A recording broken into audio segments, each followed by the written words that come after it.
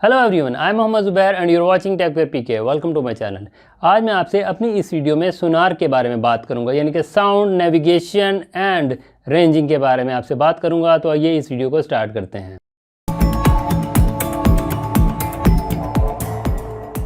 होता यह है कि अंडर सी यानी कि ज़ेर समंदर जितनी भी क्रीचर, जितने भी ऑब्जेक्ट्स हैं, उन्हें फाइंड करने के लिए हम सोनार टेक्नोलॉजी को इस्तेमाल करते हैं। सोनार टेक्नोलॉजी बेस करती है प्रिंसिपल ऑफ इको पर। सोनार टेक्नोलॉजी में साउंड वेव्स का इस्तेमाल किया जाता है, क्योंकि साउंड वेव्स जो होती हैं ये पानी में फास्ट ट्रैवल करती हैं। जीपीएस, रेडार, लाइट वेव्स जो होती हैं ये बिल्कुल भी समंदर की तह तक नहीं ट्रैवल कर सकती, और ये समंदर की तह में लॉन्ग डिस्टेंस तक ट्रैवल कर सकती हैं। बैट्स और डॉल्फिन जो हैं ये अपनी सिक्योरिटी के लिए या किसी ऑब्जेक्ट को डिटेक्ट करने के लिए या कम्युनिकेट करने के लिए अपनी बॉडी से वाइब्रेशन क्रिएट करती हैं, और इस बॉडी से जो वो वाइब्रेशन क्रिएट करती हैं, ये वाइब्रेशन जो होती है ये इनकी बॉडी से निकल कर जाती है और ये सामने आने वाली कोई भी जो भी ऑब्जेक्ट होता है उससे जाकर स्ट्राइक करती है, और फिर ये स्ट्राइक होने के बाद रिफ्लेक्ट बैक होती है। और इस तरीके से डॉल्फिन को और बैट्स को पता लग जाता है कि उनके सामने कोई ऑब्जेक्ट आ रहा है या नहीं आ रहा। इस तरह से वो कम्युनिकेट कर सकती हैं, अपनी सिक्योरिटी में इस्तेमाल कर सकती हैं। और ये तरीका जो था, इस कॉन्सेप्ट को बेस बनाकर फिर सोनार टेक्नोलॉजी को बनाया गया था। सोनार टेक्नोलॉजी को रेजिनाल्ड फेसेंडन ने इंट्रोड्यूस करवाया था। एक्टिव सोनार क्या करता है? एक्टिव सोनार में ये होता है कि ये साउंड वेव्स जो होती हैं, एक बहरी जहाज़ है, वो समंदर की तह के ऊपर है और सबमरीन आबदोज समंदर की तह के नीचे है। अब ये बहरी जहाज़ जो है उस आबदोज से कम्युनिकेट करने के लिए करता ये है कि इस बहरी जहाज़ में, इस शिप में एक ट्रांसमीटर लगा हुआ है और एक रिसीवर लगा हुआ है। ट्रांसमीटर से ये साउंड वेव्स एमिट करता है, साउंड पल्सेस, साउंड वेव्स को ये छोड़ता है, और ये जाकर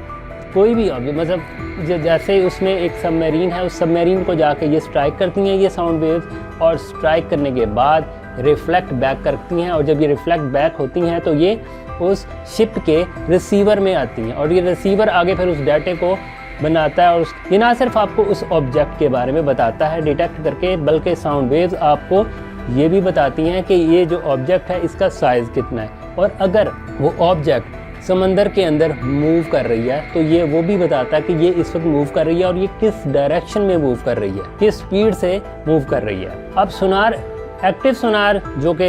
ज़्यादा एफिशिएंट है, बहुत ज़बरदस्त टेक्नोलॉजी थी, लेकिन इसमें एक ख़राबी ये थी कि ये डिटेक्टेबल है। एक्टिव सोनार डिटेक्टेबल है, यानी आप इसे पकड़ सकते हैं।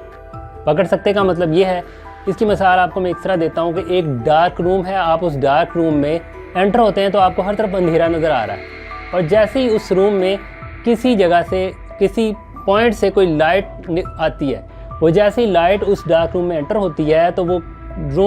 डार्क रूम रोशन तो हो जाता है, लेकिन हम रोशन होने के साथ साथ अचानक हमारी नज़र उस पिन पॉइंट पे जाती है कि ये किस पॉइंट से लाइट एंटर हुई है इस डार्क रूम में, और वो डिटेक्ट हो जाता है कि जी ये फलां साइड से लाइट जो थी एंटर हुई है। इसी तरह इस एक्टिव सोनार को डिटेक्टेबल इसलिए कहा जाता है कि अगर एक बहरी जहाज़ जो है, एक शिप जो है, एक सबमरीन को डिटेक्ट करने के लिए साउंड वेव्स एमिट करता है, साउंड वेव्स छोड़ता है, और वो वापस उसके पास आ जाती हैं, तो इसी तरह से जो सबमरीन होगी उसे भी पता लग जाएगा कि उस पर किसी ने साउंड वेव्स छोड़ी हैं, और वो भी इसको डिटेक्ट कर लेगी,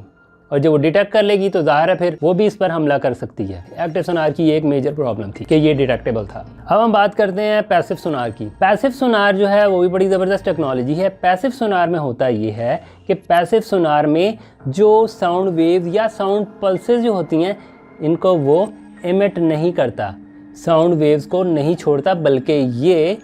आवाज़ें सुनता है दूसरे ऑब्जेक्ट्स की तरफ से जो साउंड वेव्स छोड़ी जाती हैं, या इसको आसान लफ्ज़ों में ये समझ लें कि ये उन आवाज़ों को पिक करता है, और ये उन आवाज़ों के थ्रू उस ऑब्जेक्ट को फिर ये डिटेक्ट कर लेता है। पैसिव सोनार में जो पल्सेस होती हैं, जो साउंड वेव्स होती हैं, वो एमिट नहीं की जाती, और ये जो होता है ये नॉन डिटेक्टेबल होता है, इसे कोई भी डिटेक्ट नहीं कर सकता, क्योंकि ये साउंड के ज़रिए इस पर सारा ये दूसरे की साउंड जो होती है उसको फोकस करता है। और इसमें एक बात ये भी है कि जब ये प्रोसेस किया जा रहा होता है तो समटाइम जो हम जैसे एक शिप है वो इसको इस्तेमाल कर रहा है इस टेक्नोलॉजी को, पैसिव सोनार को, तो उसमें होता ये है कि इसके अपने इंजन की आवाज़ें वो भी इसमें रिकॉर्ड हो जाती हैं, क्या वो भी इसको सुनने में आ रही होती हैं। इससे इस तरह से वो आवाज़ें जो होती हैं वो भी इसमें डिटेक्ट हो रही होती हैं। उसके लिए फिर ये किया जाता है कि एक केबल के साथ इसको टो किया जाता है उस पैसिव सोनार को, और समंदर की तह में उसको भेज दिया जाता है, और वो नीचे से जाके उन आवाज़ों को जस्ट फिर जो सेंसिटिव किस्म की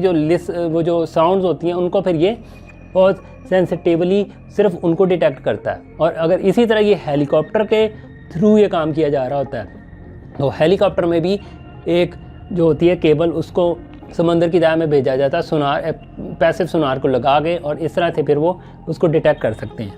यह तो बात ही एक्टिव सोनार और पैसिव सोनार की। अब बात करते हैं कि ये जो सोनार टेक्नोलॉजी को हम मेनली इस्तेमाल क्यों किया जाता है। अगर इसमें इसलिए इस्तेमाल किया जाता है कि सोनार टेक्नोलॉजी से फिशरमैन जो हैं वो मछलियों को तलाश करते हैं, और वो जब इसको इस्तेमाल करते हैं उनको पता लगता है कि समंदर के इस हिस्से में मछलियाँ किस किस जगह पर हैं, और फिर वो उनको हंट करना उनके लिए आसान है। इसी तरह जिस तरह फिशरमैन के लिए मछलियाँ हंट करना आसान है, इसी तरह आर्मी के लिए भी, मिलिट्री के लिए भी ये चीज़ आसान होती है कि वो अपने जो एनिमी की जो भी सबमरीन्स और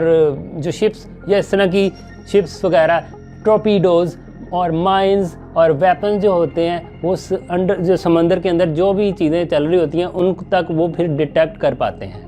और ये जो डिटेक्ट कर पाते हैं इसकी वजह से फिर उनको ज़्यादा इस चीज़ से फ़ायदा होता है। सोनार्स की इस टेक्नोलॉजी को इस्तेमाल करते हुए हम जो है समंदर जो ओशन एनवायरनमेंट है उसके बारे में हमें स्टडी करने में भी बहुत मदद मिलती है, क्योंकि सिंपल सी बात है, जैसा कि मैं आपको बता चुका हूँ कि साउंड वेव्स के अलावा समंदर की तह में कोई भी ना जीपीएस, ना रडार, ना लाइट वेव्स ट्रैवल कर ही नहीं सकती, क्योंकि समंदर जो है उसमें सूरज की रोशनी भी नहीं जा सकती। वो एक हद तक जाती है लाइट, लेकिन समुंदर इतना गहरा है, इतना डीप है कि उसमें उसकी जो डीप होने की वजह से उसमें साउंड वेव्स जो होती हैं ये ज़्यादा अच्छे तरीके से ट्रैवल करती हैं, और ये काफ़ी लंबे डिस्टेंस तक ट्रैवल कर सकती हैं। सोनार टेक्नोलॉजी को इस्तेमाल करते हुए हमने कुछ ऐसे कारनामे भी किए गए हैं। उन कारनामों में एक है टाइटैनिक। 1912 में टाइटैनिक जो था डूब गया था, और इस टाइटैनिक को इसका जो मलबा था सिर्फ इतना पता था कि ये ओशन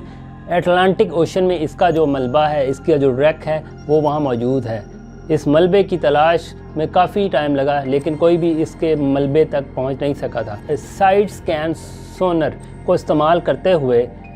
एक टीम वहां तक पहुंची और 1985 में टाइटैनिक का जो मलबा था उसे सर्च कर लिया। इसके अलावा ओशन गेट की टाइटैन का वाकया हुआ था। टाइटैनिक के रैकेज को देखने के लिए गए थे, लेकिन वो फिर ओशन गेट की टाइटैन गायब हो गई थी। इसको भी ढूंढने में सोनार टेक्नोलॉजी का इस्तेमाल किया गया था। और इसी तरह से MH370 मलेशिया का एक प्लेन था जो इसी तरह से समंदर में गिर गया था, उसे भी तलाश करने के लिए सोनार टेक्नोलॉजी का इस्तेमाल किया गया था। सोनार टेक्नोलॉजी में जो मैरीन लाइफ को बहुत खतरा है, उसके फ़ायदे अपनी जगह हैं, लेकिन इसका नुकसान ये है कि कोई भी ऑब्जेक्ट सर्च करने के लिए एक साउंड वेव नहीं छोड़ी जाती। जब ये बार बार साउंड वेव्स ज़्यादा तादाद में समंदर की तह में छोड़ी जाती हैं तो उससे होता यह है कि जो समंदर की जो क्रीचर है, जो समंदर की मखलूक है, वो डिस्टर्ब होती है। इसी तरह जो समंदर में जो डाइवर्स होते हैं वो भी डिस्टर्ब हो जाते हैं। इसमें से बहुत सारी नॉइस जो होती है वो क्रिएट होती है, रिवर्बरेशंस